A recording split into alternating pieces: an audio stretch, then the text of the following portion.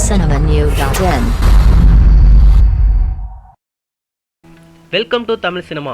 AK-57 படத்தை வாங்கிய ஜாஸ் cinema. Siruthai Siva இயக்கத்தில் அஜித்குமார் நடித்து வரும் AK-57 படத்தில் பெரும்பாலான படப்பிடிப்பு பல்கேரியாவிலே நடந்துள்ளது.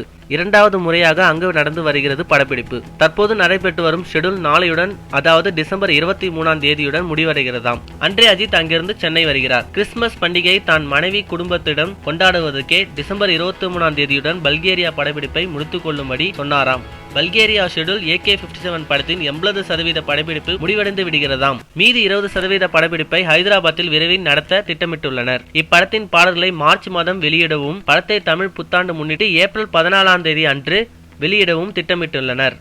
அஜித்துக்கு ஜோடியாக காஜல் அகர்வால், அர்ஷியா ஹாசன் நடித்துள்ள இப்படத்தில் பாலிவுட் நடிகர் விவேக் ஓபராய் வில்லனாக நடித்துள்ளார். சத்யஜோதி பிலிம்ஸ் நிறுவனம் சார்பில் தியாகராஜன் தயாரித்துள்ளார். இந்த படத்தை ஜாஸ் சினிமாஸ் நிறுவனம் வாங்கியிருப்பதாக தகவல் அடிபட்டு வருகிறது. மேலும் சினிமா செய்திகளை தொடர்பு கொள்ள லைக் மற்றும் சப்ஸ்கிரைப் செய்யவும்.